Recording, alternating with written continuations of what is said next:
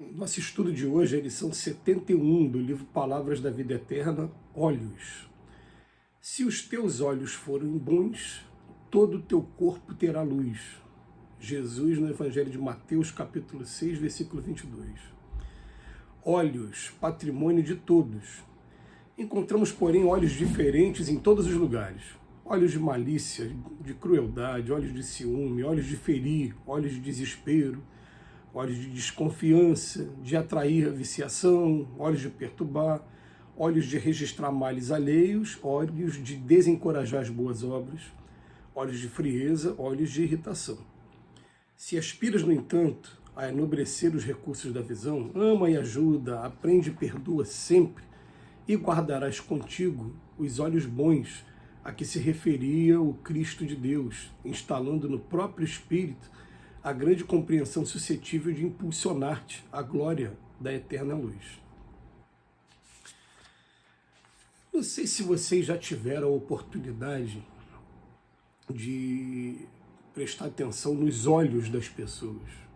Porque é interessante, quando diz que os olhos é a janela da alma, você consegue ver, às vezes, fisionomias, pessoas que definitivamente não possuem beleza física, porque isso é um gênero de prova. Uma vez eu estava lendo no livro Missionário da Luz, por exemplo, de André Luiz, escrito através de Chico Xavier, e o André Luiz falando o seguinte, que normalmente os espíritos missionários, esses grandes espíritos que vêm para cá com grandes obras voltadas para o Cristo, eles não estão preocupados com beleza física, eles estão preocupados com, vamos botar, força, resistência no seu corpo físico para que eles possam cumprir a missão para a qual eles estão sendo designados. Então, o livro Missionário da Luz é interessante porque ele mostra do outro lado da vida, antes da pessoa renascer, a pessoa vir para cá para o parto, né, e vir para cá para uma família, ele fazendo toda uma programação meticulosa mesmo, do seu corpo, como vai ser o seu corpo, e também das missões que vai vir cumprir aqui na Terra.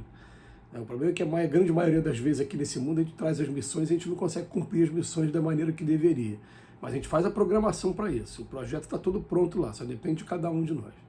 Mas aí, quando vai falar do corpo, a gente às vezes tem a oportunidade de ver pessoas assim, com aquele perfil que seria o perfil do galã de novela, do galã dos filmes, e o olhar demonstra uma coisa completamente diferente. O olhar não é doce.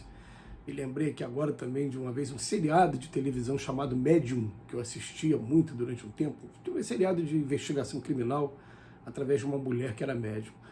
E aí o que acontece? Tem um dos episódios, ela fala pro rapaz, ela fala, engraçado, eu tô vendo aqui uma pessoa que é propaganda de televisão, mas o olhar está demonstrando um espírito ainda sombrio. E é isso que realmente acontece. Aliás, com relação a isso, né, a gente percebe que, principalmente da virada do século para cá, houve uma preocupação muito grande de a gente começar a desmistificar alguns valores, quebrar alguns atavismos. Por exemplo, a mania de achar que o mais feio era vilão. Por que era o vilão? Aí, de repente, começaram a aparecer desenhos animados. Por exemplo, o Shrek é o monstro, é o personagem principal do desenho. E, mais ainda, conquista a simpatia de todos nós. Me lembro que um dos desenhos também da Pixar, que foi o Toy Story, para quem teve filho, né, pequeno nessa época, minhas filhas estavam pequenas nessa época, então quando saiu o Toy Story, o ursinho de pelúcia, que é o todo bonitinho, né, ele era o principal vilão da história, enquanto que a gente ia encontrar, né, os monstros lá todo cortados e tal, que eram os bonzinhos. Então a ideia era desmistificar, acabar com essa coisa, né? A gente vive num mundo que é baile de máscara. A gente, quem olha, quem vê cara não vê coração. A gente está olhando ali para a fisionomia da pessoa e a gente vai encontrar espíritos maravilhosos. Uma vez até já fiz essa comparação algumas vezes, com todo respeito, todo carinho, porque a gente sabe, né, do valor que tem esses dois grandes espíritos. Mas uma vez eu fiz uma brincadeira perguntando, vocês conseguem imaginar como galã de novela Chico Xavier e Madre Teresa de Calcutá?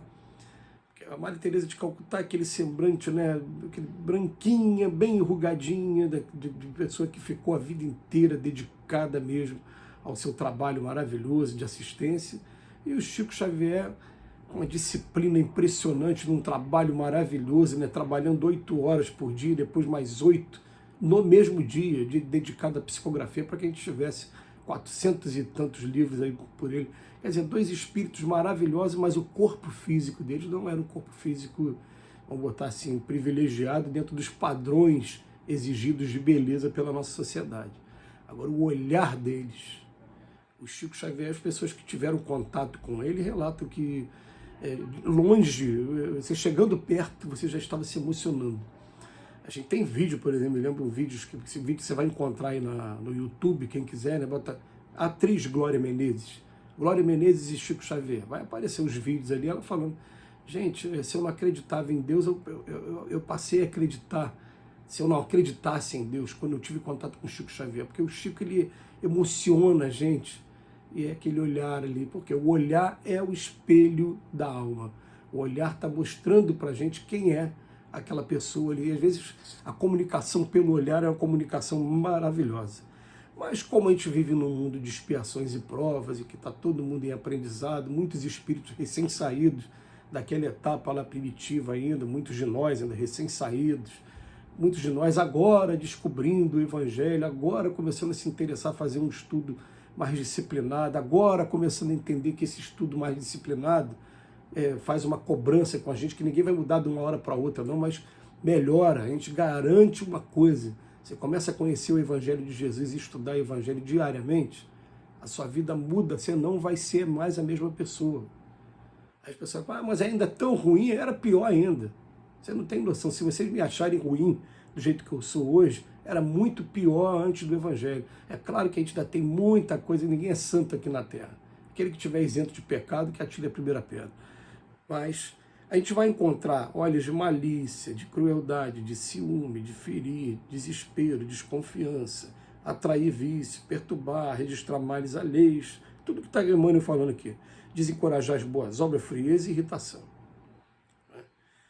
Mas ele vem chamar a atenção para a gente aqui. Ó. O que Jesus fala? Se os teus olhos forem bons, todo o teu corpo terá luz. Está fazendo uma alusão ao corpo físico, mas na verdade os olhos estão refletindo o espírito que nós somos. Nós somos espíritos. E ele chama atenção, olha, patrimônio de todos. Existem algumas pessoas que por prova ou por expiação vêm aqui para essa experiência aqui na Terra privado da sua visão. São casos que claramente os espíritos sempre disseram, claramente, são situações provacionais. É interessante que tem uma passagem no Evangelho de Jesus que fala assim, se teu olho for motivo de escândalo, arranca-o fora para que não haja choros e ranger de dentes depois no futuro. Você não pode interpretar aquilo literalmente, mas a grande maioria, as pessoas falam assim, quem está privado da visão hoje, capítulo 8 do Evangelho segundo o Espiritismo, último texto, fala assim, ó, ou a visão foi motivo de sua queda, ou foi motivo da queda de outrem, ou então um complexo de culpa fez com que aquela pessoa perdesse a visão. É um estudo mais profundo que a gente não tem tempo, nesse tempo reduzido de 10 minutos, para desenvolver. Mas é a explicação que os espíritos dão. E tem uma outra a mais, que está no Evangelho de Jesus, quando fala de um cego, que ele optou, foi voluntário, em vir cego apenas para ter contato com Cristo e servir de testemunho, de exemplo, para uma das curas que o Cristo fez. Então, são esses 4 casos aí que a gente vai encontrar. Né? Ou a visão foi motivo da minha queda, ou queda de outro, ou complexo de culpa, ou opção mesmo. Então ele bota, se aspiras, no entanto, a enobrecer os recursos da visão, ama e ajuda, aprende e perdoa sempre, e guardarás contigo olhos bons. A gente vai começar a ter uma antena ligada para tudo que é bom e não vai esquecer que se eu quiser enxergar o que é ruim, eu vou enxergar, porque esse mundo é assim. Quem estiver isento de pecado, que atire a primeira pedra.